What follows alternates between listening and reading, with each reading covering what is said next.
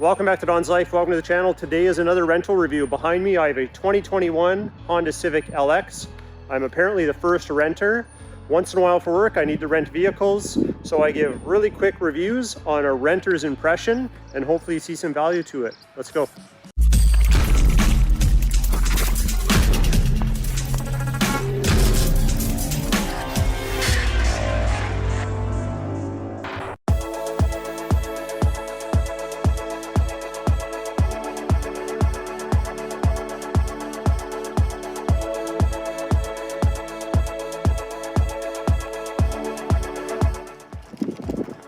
Okay, let's start with the trunk. You need to hold down this button here, and that will open the trunk for you. You can see our backup camera on there. And the trunk is very spacious. Lots of room for a large suitcase or some medium suitcases. Your spare tires under here. And as you can see, it is quite spacious. And you can fold down the seats. It's a 60-40 split. So if you need to put longer items through while you're traveling, you can do so. Let's have a look in the back seat. Okay, here we are in the back seat. Nothing too fancy back here, trust me. But I do have significant leg room for being 6 feet tall. And the front seat is in the driver position for myself, which 6 feet tall. And I got plenty of leg room, which is nice. In between here, we have the pull down armrest with a couple cup holders. Looks like you can only use one at a time. And this isn't a pass through. It looks like you have to pull down the entire seat like that to get through. Yeah, the back seat's not too bad. Okay headroom. I just grazed the top here.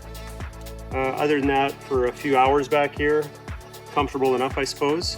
Anyway, let's look at the front.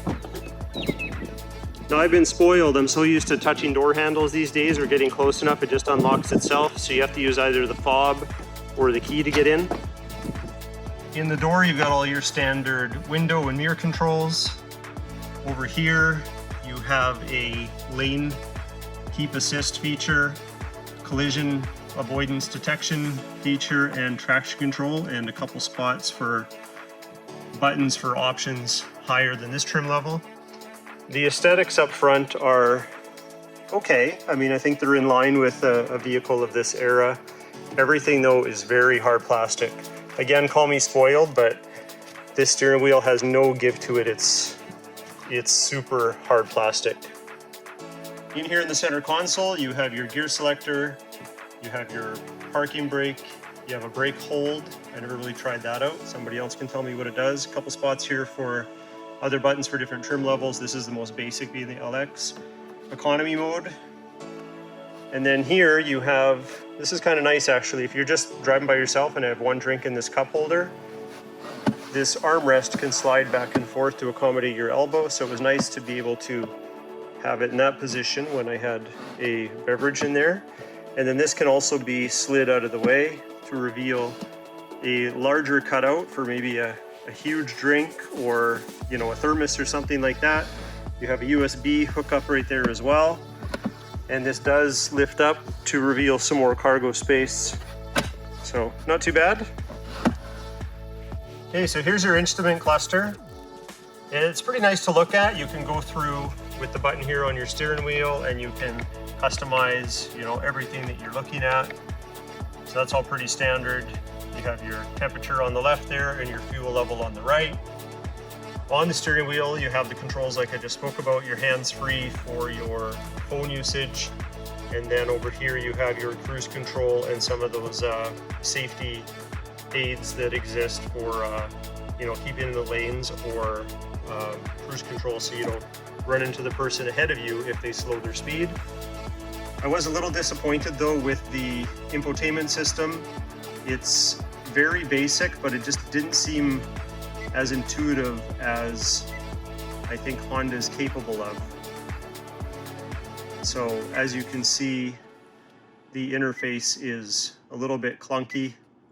Yes, you can swipe left and right here, but it didn't seem as responsive as